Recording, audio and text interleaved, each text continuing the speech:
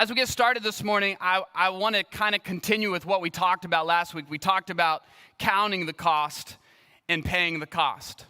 What does it mean to follow Jesus? I think in the world we live in today, it can be easy to get sidelined. I think it can be easy to sit on the bench and not really pay the cost of what it really means to follow Jesus. And as we do that, there was a verse that came to my heart this week that I was reminded of that we've all heard a million times, but how many of you know hearing it and doing it are two totally different things?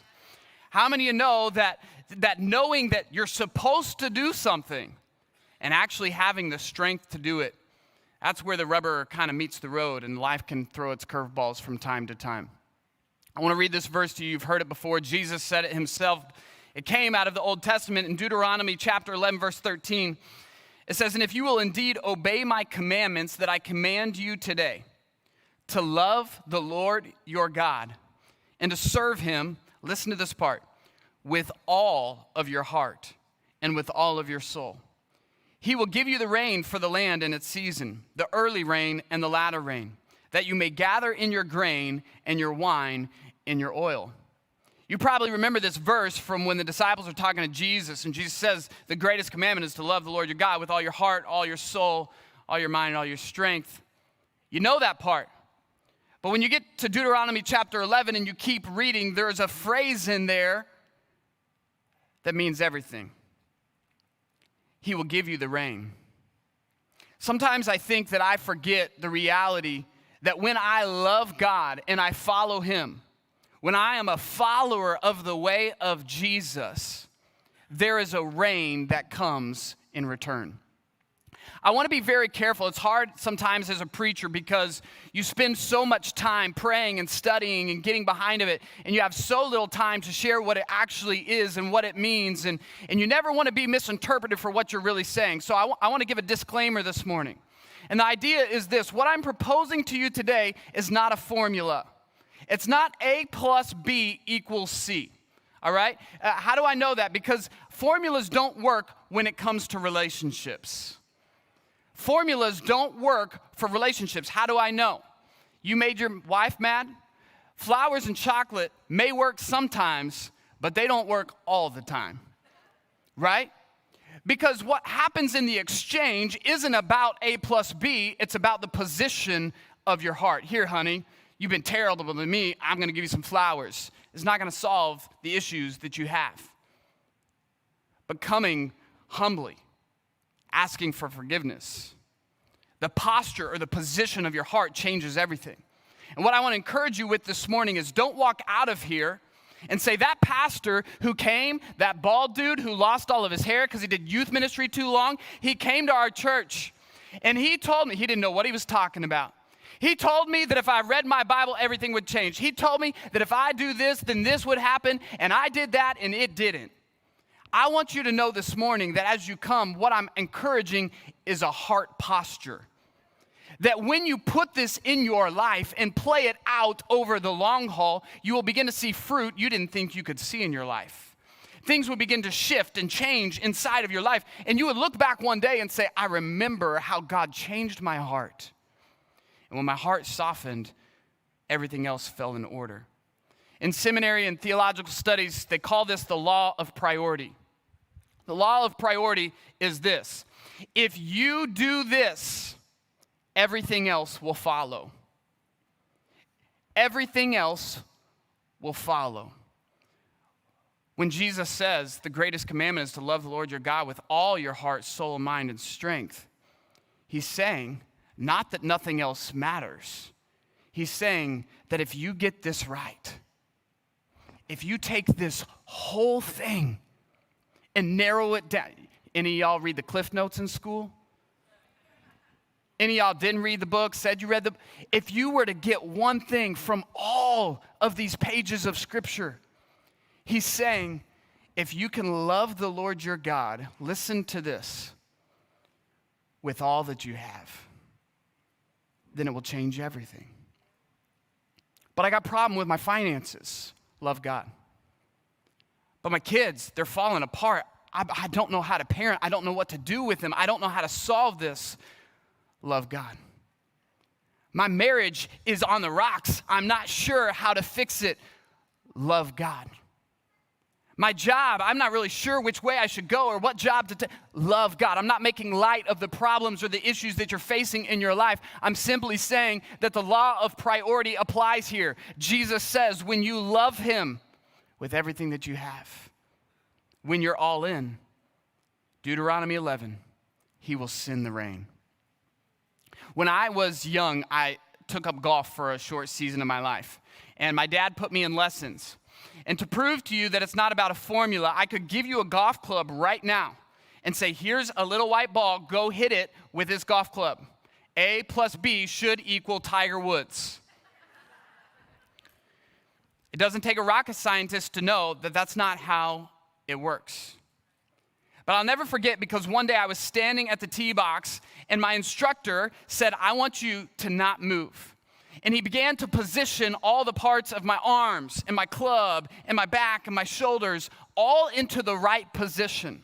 And I'll never forget, because I stood there until he was done. And he said, wait, wait, wait, swing. That was the best golf ball I've ever hit in my entire life. Never hit it that good again. And I paid for that one. Actually, my dad paid for that one.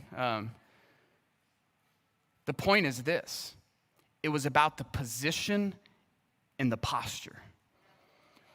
When I encourage you this morning, my hope is to encourage you.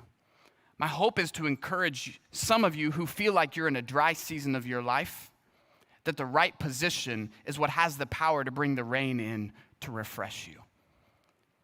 That for some of you in your life right now, you're not sure which way to go, what your life should look like, how you should make decisions, what your business needs to do in the next year, what your family needs to look like, how you need to lead well in your life. And the Lord is saying, come back to the posture. Come back to the position, and you'll begin to see the rain in your life. Two things about that verse. The first one is this. He says, be all in. He doesn't say love God. He says love God with everything that you have. So the position and posture of our heart that's going to bring the reign of God in our life starts with this mentality of being all in. So I have two titles to today's message because I couldn't make up my mind. The first one is this, let it rain. The second one is this, all in. If it's going to rain in my life, then I have to be all in. If I'm all in, then it's going to rain in my life. They go hand in hand. You can't separate them. I don't know if you like the rain or not. It's been raining a lot. I live in Magnolia. It's like kind of out there and like the lightning, and it's like kind of country out there. Some of y'all live out here. I got my speeding ticket in the middle of the country today. I had no idea where I was. Those small town cops, man. But the rain. I was with my daughter. Your grandparents have that house that you can't touch anything in. You know, the carpet is white. Like, why? Why would you ever do that? The antiques weigh 5,000 pounds. And I'll never forget, because we were going to clean out my wife's grandparents' house a couple of years ago. And as we go to her house, we had our toddlers with us. And it's never a good idea. You're like, I love you, Grandma, but we can't come to your house. The little China dolls and the white carpet and we're going to clean out the house, and as we're going, we're getting a piece of furniture. And I'll never forget, I was carrying this really heavy piece of furniture, me and my wife, just hoping our kids are not like destroying something. And as we're doing it, my daughter said, I have to go potty. And she was potty training at the time. And so, this little song came to my head. If you have to go potty, stop and go right away. I don't know why I did that. We were training her. So we dropped the furniture. We ran to the restroom, and I'll never forget. I'm getting her all ready. I get down on my knees, and I get her up. She's getting ready to go. Come on, honey, you got this. You can do this. She kept asking me this question. Daddy, what's this button? I don't know, honey. Just leave it alone. Daddy, what's this button? I don't know, honey. Just leave it alone. Daddy, I touched the button. And about that moment in time, there's this thing we don't often know about in America called a bidet. And in that moment, a stream, fire hydrant of water comes flying out of the toilet straight into my face. And for the life of me, I can't shut my mouth. And it is flowing in my wife's grandparents' house. I'll never forget at the end of it, my daughter looks at me with the innocence and cuteness of a 3-year-old. I'm ready to spank. And she says, "Daddy, it rained in here." That's right, honey, it did. Sometimes in life, there's some unexpected rain. You know, rain can go on either side of the equation. There are times in our life we feel like it's raining, but really it's a storm and it's a mess. It's not the kind of rain I'm talking about today. I want to be really clear because this is kind of a biblical term and a biblical analogy here. As we talk about the rain, I want you to know we're talking about the goodness of God in your life. When we talk about the rain, we're talking about the blessing and the favor and the grace and the provision of God that comes on your life. What I'm saying is we know that by grace we're saved. And so we know we need grace at the moment of salvation. But the question is, as we follow Jesus, as we're all in with our faith, do we realize that we still need the grace and the favor and the provision of God breathing on everything that we do? When we talk about the reign of God this morning, we're talking about his goodness coming to you in your life as you've postured your heart to follow him. And to illustrate this morning, I want to share the story with you of a group of people in the Bible. We know them as the Israelites, the Hebrew people, God's chosen people. And if you remember with me, back to Exodus, they've been in slavery. Their life was miserable. And all they could pray for was for God to deliver them out of where they were. And when God delivered them out, they get to the other side, and they can remember the promises of God in their life for a promised land. And if you remember with me the story, you'll remember that they're standing on the edge, ready to go in. And they send a group of spies into the land. And 12 spies go into the land, and 10 of them come back and say, there are some very big giants in that land. And then there are 2 people who I believe have the same thing I'm talking about today. They have this all-inness to their faith. Is that even a word? I don't care. I'm a preacher. I can make it up. They have this devotion about them that even when everyone else sees something different, they have this inner strength to see the goodness and the reign of God coming their way. And I want to read this story to you. It's a little long. Go old school here and actually read the Bible at church. Here's what it says. In verse 24 of Numbers chapter 14, I want you to know this about them. But my servant Caleb, because he has a different spirit and has followed me fully, I will bring into the land in which he went, and his descendants shall possess it. Here's what I love about Caleb. It says that his spirit, there's something different about him. And listen to the words. It says that Caleb followed the Lord fully. What's the differentiating factor about Caleb? What separates him out from the other spies? He was fully devoted to following God. There's something that happens inside of your spirit when you do that. Here's the story. Numbers chapter 14, verse 1 through 9. All the congregation, the Hebrew people, the Israelites, they cried out, they raised a loud cry, and the people wept that night. And all the people of Israel grumbled against the Lord, against Moses and Aaron. The whole congregation said to them, would that we have just died in the land of Egypt, or that we would have died in this wilderness. Why is the Lord bringing us into this land only to fall by the sword? Our wives and our little ones, they're going to become prey. Would it not be better for us to go back to Egypt? And they said to one another, let us choose a leader and go back to Egypt. Now, I know you're judging them right now, but I've been in this situation. God, I want this. God, I need this. God, this should happen. God, when? God, can I go back? And we read their story and we think how crazy of them. But on the other side of the coin, we realize maybe we've been in some of the same situations in our life. Then Moses and Aaron fell on their faces before all the assembly, the congregation of the people. And Joshua, the son of Nun, and Caleb, the son of Mr. J, yeah, you try and read that, who were going along, those who had spied out the land, they tore their clothes and they said to all the congregation of the people of Israel, the land which we passed through to spy it out, It's an exceedingly good land. If the Lord delights in us, he will bring us into this land and give it to us, a land that flows with milk and honey. Only do not rebel against the Lord, and do not fear the people of Israel, of the land, for they are bread for us. Their protection is removed from them, and the Lord is with us. Do not fear them." Then all the congregation said to stone Joshua and Caleb with stones.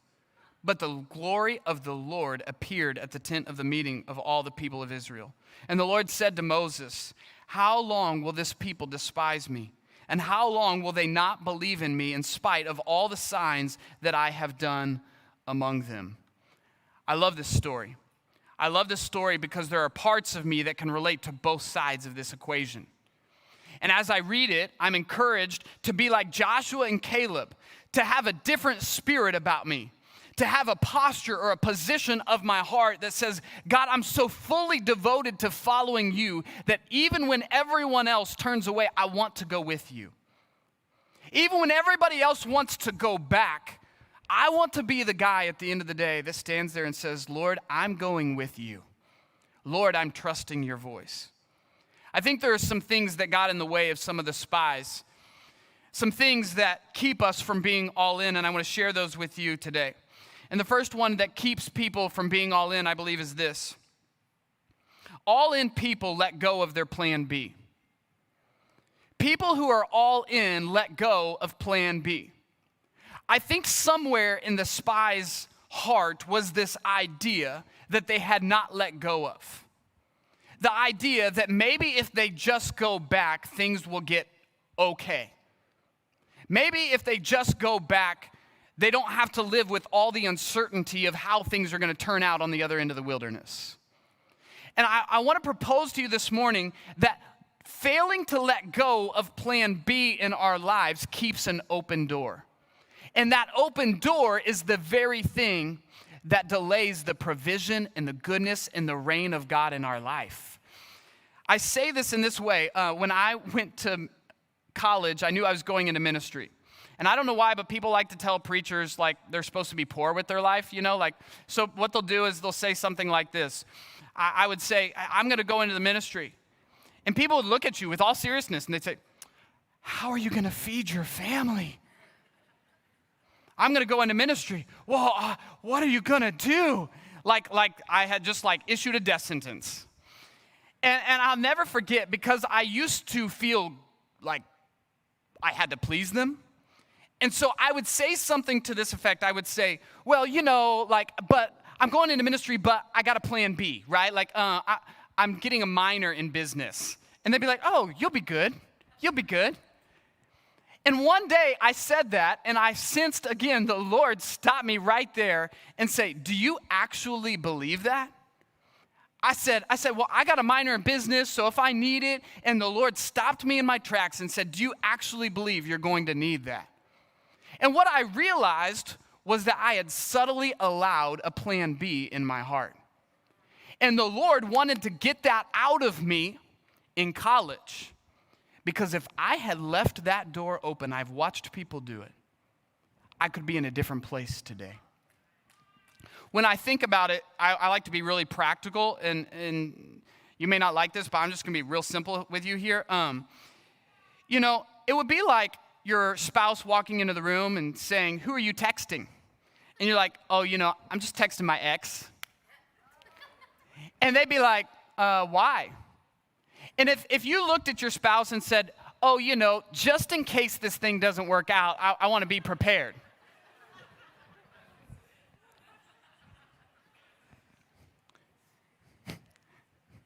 Go talk to Luke. He's the real pastor, all right? Don't come to me after service. It's ludicrous. If it doesn't work in a relationship here on earth, how much more does it not work in, listen, not a formula, a relationship with our Heavenly Father? When we have a plan B, it gives us a way of escape. And so long as we have a way of escape, we're not all in.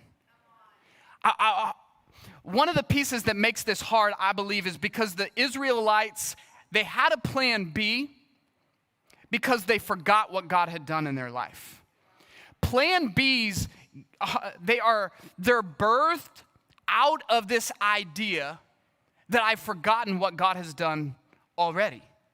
Or maybe let me put it another way. They grow in our hearts only when we forget what God has done. When I think about that in my life, I remember my wife, when my son was probably 6 or 8 months old. I'm holding him right here, just changed a nasty, dirty diaper, still not sleeping through the night. And my sweet little wife, she just looks at me and she says, honey, I want a baby.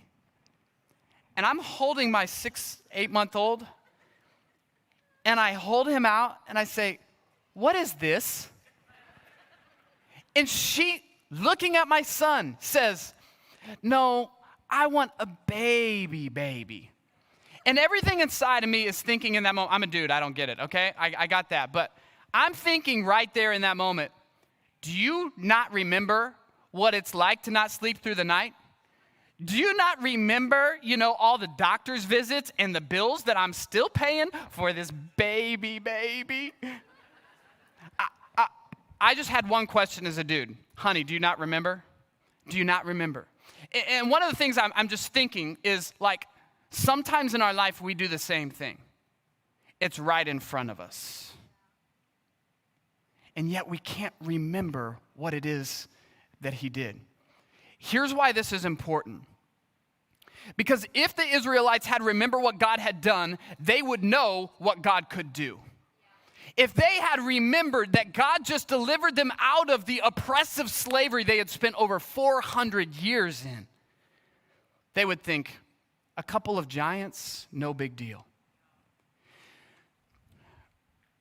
Remembering what God has done, it should stir something inside of us. I want to paint it to you like this. When we remember what God has done, it positions us to worship. When we worship, it builds our faith. You ever walked out of here on a Sunday morning, you came in low, your tank was low, you walked out, you're like, man, I'm just gonna get Satan with a water pistol. Like, I'm ready. There's something that happens in that worship encounter experience. Your faith grows and you're able to declare it in a new way. I remember what God has done. It leads me to worship. And when I worship, it builds my faith declaration over my life. Let me give it simple. Who likes it simple? Me too. Let's go. There's an old song, I'm not going to sing it, all right? I'm a pastor, not a singer. Amazing Grace. Last time I tried to sing it on stage, I actually forgot some of the words, and that was super embarrassing. Who forgets the words to Amazing Grace, right? Listen to the words. He's remembering when he writes the words, I once was lost, but now I'm. He remembers. And it leads him to a place of worship. Amazing grace, how sweet the. But what about the faith declaration? I remember that I was lost. Now I'm worshiping because God saved me. But then the faith declaration, toils and snares, I have already come. 'Twas grace that brought me safe this far. And what? Grace will lead me home. What's he doing? He remembers what God has done. He's worshiping God for who he is. And because of that, there is a faith welling inside of his heart that it doesn't matter the storm that's facing me today. It doesn't matter what's going on in the world around me. It doesn't matter how bad the news looks. It doesn't matter what's going on at my job. I mean, God cares about all those things. Don't get me wrong. I'm not trying to make light of what you're going through. All I'm saying is if you want a faith declaration to rise up inside of you, it doesn't start with getting the answers you think you need. It starts with remembering what he has already done. How does that work? God, I remember that you saved me. God, I remember the time you delivered me out of that situation. God, I remember the time you brought me out of the sin that had caught me up for so many years, and it was finally gone because of what you had done for me. And you begin to remember those things. You remember what God has done, and it changes. It postures and positions you to receive what God can do. You just did it last week. You don't even know it. You watch what God is doing. He's miraculously healing your pastor's child. God, I remember what you did for my pastor's son. If you'll do it for him, you can do it for my kid. And when you begin to remember what he's done, and maybe for you this morning, you forgot what God has done, or maybe you think you don't have anything that God has done for you because you're not really sure yet. Can I just tell you that thousands of years ago, he climbed up on a cross and died for your life. You have something to remember today. And when you remember it, it helps you be all in. I don't know if I have time, but Psalm 77, they didn't even tell me what time it's over, so y'all in trouble. Last week I got towards the end, I was like, yeah, what time is it? Psalm chapter 74 says this, 77, I'm sorry. It says, I'll remember the deeds of the Lord. Yes, I'll remember your wonders of old. I'll ponder all of your works and meditate on your mighty deeds. Your way, O God, is holy. What God is great like our God? You are the God who works wonders. You have made known the might among your peoples. Just start remembering what he's done. It'll help you be all in. The second thing is this. They refused to let God's word be the final word. The spies that didn't go into the land, the problem that they had was they were not allowing God's word and what he had said be the final word over their life. I texted an old boss of mine. She had adopted 3 kids from Africa. And one night I just had a dream, and I don't dream often because I like to sleep, But when I do dream, I know the Lord is kind of just urging and nudging me. And I woke up that morning, and I turned to Isaiah, and it's, your youth shall renew their strength. And so I picked up and wrote a big old long sappy preacher text to my old boss and said, your kids are on my heart this morning. I'm praying for them. I believe they're going to have strength about them. And I'll never forget because I sent this big long text message and I get a text message back that says, that's nice, but who is this? I forgot to tell her that I changed my number. And so I'll never forget that moment because what matters is the context that's provided by the who of the message. The challenge when we hear voices in our life is we forget that what really matters is who's saying it. If you're the Israelites in this moment, the Lord has already spoken it. And when God speaks something, the very word that he speaks has the power to fulfill itself. In other words, it's not if it will happen because he said, he spoke it, it will happen. And so when he tells the people of Israel, you're going into the promised land, by golly, they're going into the promised land. The issue isn't with the word of God spoken over their situation. The issue is with the fact that they're choosing to listen to other voices. And what I want to encourage you with this morning on this matter is this. Are you listening to the right voices in your life? Because the wrong voices will keep you from being all in. I got to remember what God has done, but I also got to keep listening to the right voice. Right? Negative voices. I don't know why we choose to listen to the voices that are negative. Our filter should be who spoke it, and that will determine the weight of the words. Who speaks it determines the weight of the words. I don't know if all men have this confidence, but I think a lot of men have this confidence, and it's so funny that our wiring is kind of this way. But ladies can go to the mirror and, honey, do I look good? Is this how I don't know? And yes, honey, you're gorgeous. You're the most smoking beautiful woman on the planet. 2 minutes later, she comes out in a different outfit, right? Not me, though. Not a lot of guys. I don't know what it is about guys. I stand in front of the mirror and like, man, my bald head looks good today. Like there's just this unmerited confidence about it. But something that happens along the way is sometimes we start listening to the wrong negative voices, or the voices that we're listening to inside of our own mind aren't telling us the truth. And the challenge with this is it keeps us from being all in. We got to stop listening to the voices that are limiting us, that are saying, you can't, God won't, it will never, they're too big. And the spies that didn't go into the land and come back with a good report are the ones who became the negative voices that stirred up fear in the people of God. And the negative voices that stir up fear have a tendency to push you back in the way of your purpose. But when we listen to God's voice, it stirs up the opposite of fear. It stirs faith for the sole purpose of pushing you forward. If you're going to be all in, you got to start listening to the right voices.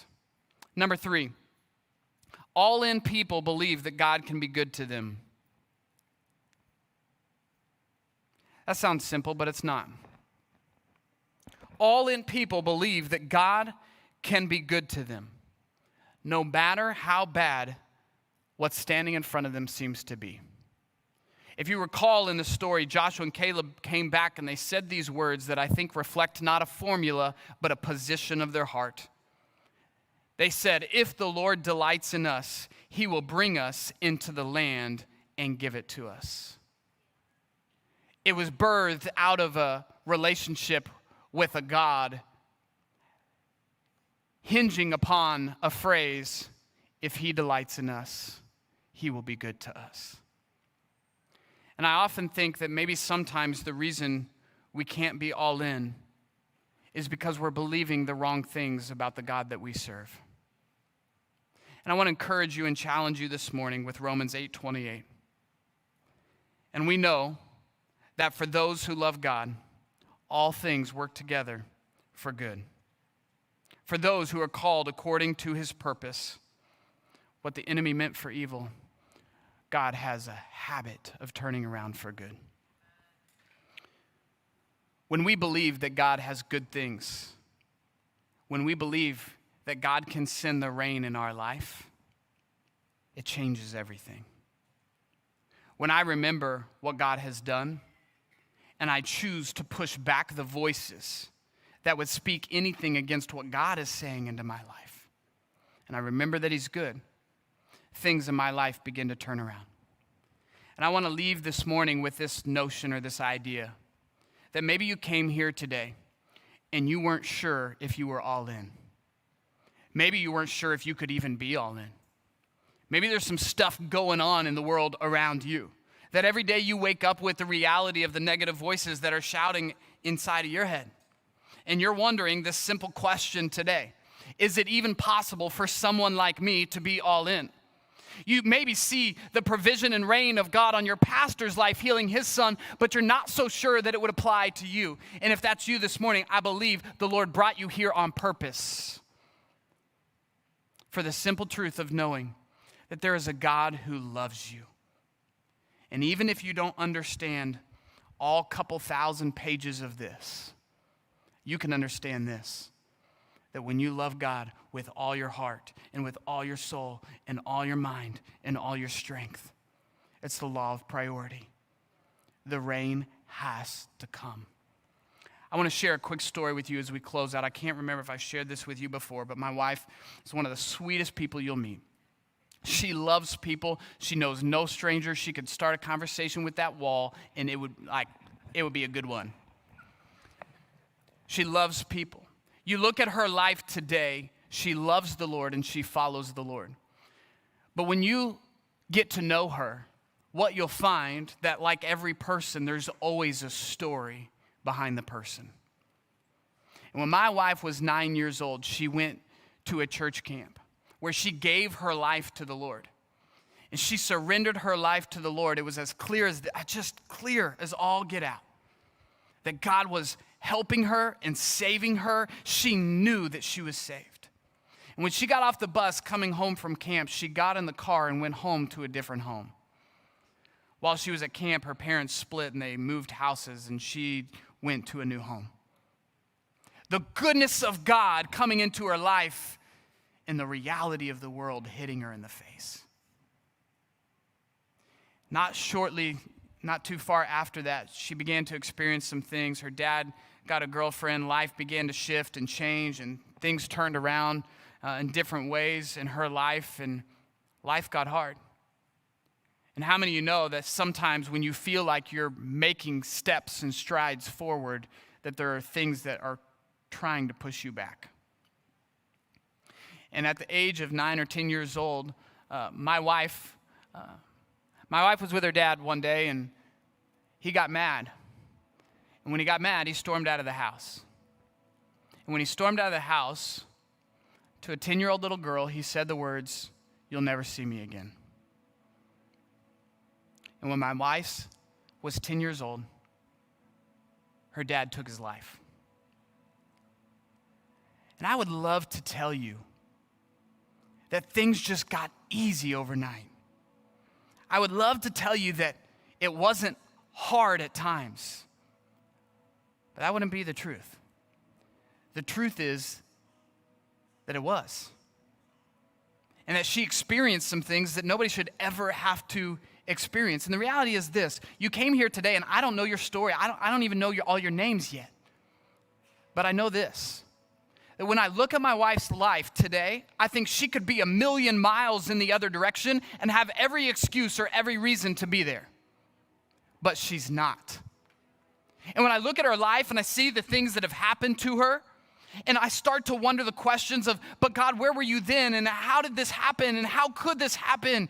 And I have all these questions to be answered. I'm totally overcome by the reality that amidst all of that going on in her life, she made a decision as a child to love God with all of her heart and all of her soul and all of her strength. And because she stayed the course and didn't quit loving him, I'm telling you, she's seeing the reigns of God in her life. She's in ministry. She loves God. She has a beautiful husband. She has a really good-looking wife. Sorry, I said that backwards. And I look at her life and I think, look what God has done. Look what God has done. And if he did that for her, he can do it for you.